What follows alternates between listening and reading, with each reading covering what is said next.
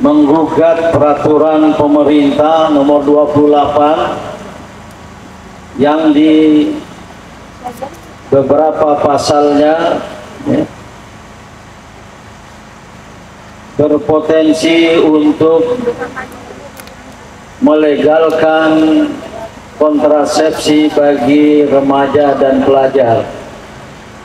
Ini sungguh satu peraturan pemerintah yang sudah ditandatangani oleh Presiden yang akan merusak generasi bangsa yang akan datang. Suatu peraturan pemerintah yang menjadi anti klimaks dari revolusi mental karena bersifat dekonstruksi mental. Dari atas nama kita Gerakan Indonesia Beradab, secara singkat kami para pendiri bangsa kita tidak pernah meniatkan konstitusi kita adalah konstitusi yang freedom from religion, yang bebas dari nilai-nilai agama, konstitusi yang tidak berketuhanan. Pada dasarnya ini yang kemudian juga dibenarkan oleh beberapa hakim di Mahkamah Konstitusi ketika kami menggugat beberapa undang-undang yang terkait dengan nilai-nilai moral.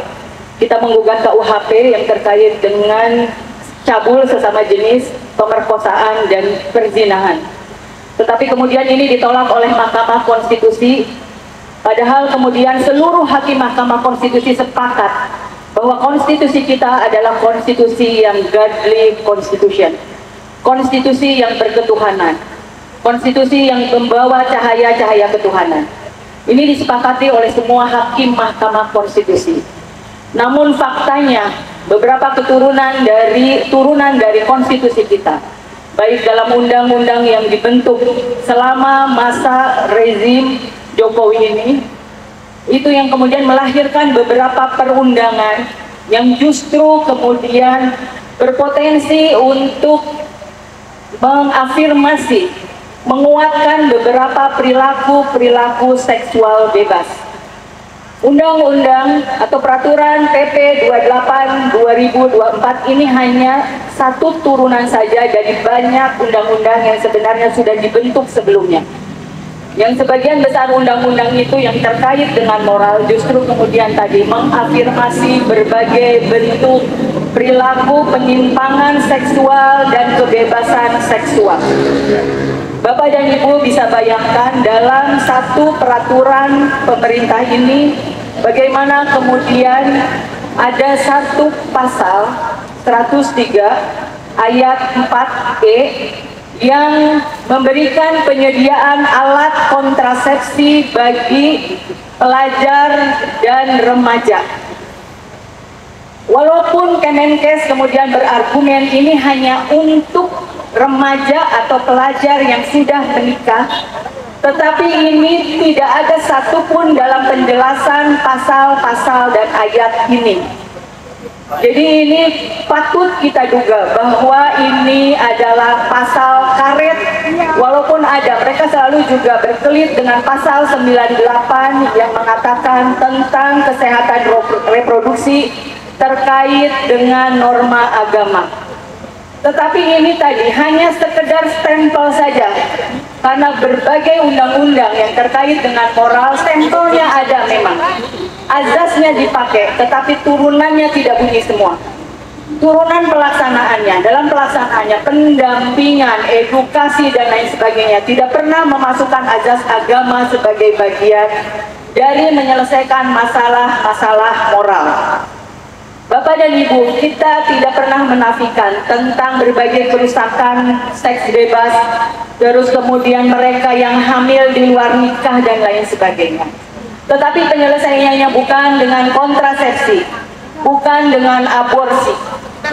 Jadi PP ini juga menyangkut tentang aborsi yang dikaitkan dengan kekerasan seksual.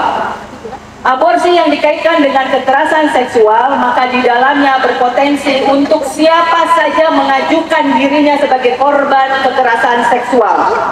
Bahkan para penzina sekalipun, mereka yang kemudian berzina, melakukan seks bebas dan lain sebagainya, mereka kemudian bisa mengatakan bahwa saya korban kekerasan seksual.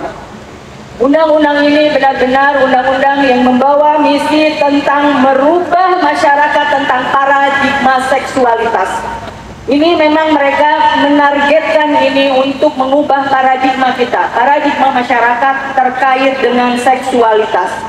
Dan ini sudah dilakukan sistematis Bapak dan Ibu sekalian, karena kami mengawal undang-undang ini sudah sekitar, tidak hanya undang-undang kesehatan, tetapi ada undang-undang tindak pidana kekerasan seksual, undang-undang PKDRT, undang-undang perlindungan anak, dan lain sebagainya, yang semuanya memasukkan beberapa hidden agenda yang sebenarnya ingin mengubah paradigma kita tentang seksualitas. Bapak dan Ibu, ini kita kalau memotret kejadian di Amerika perlu 50 tahun untuk sampai di titik pelegalan pernikahan sesama jenis. Maka kita tidak akan biarkan negara ini sampai di titik apa yang kemudian menjadi kiblat kita tentang kebebasan seksual. Bapak dan Ibu siap untuk terus berjuang bersama kita? Ya. Tolak PP 28 2024. Itu saja Bapak dan Ibu, wabillahi taufiq wal hidayah. Assalamualaikum warahmatullahi wabarakatuh. Kedaulatan rakyat. Undang-Undang Dasar 1945. Pengkhianat kedaulatan rakyat dan Undang-Undang Dasar 1945.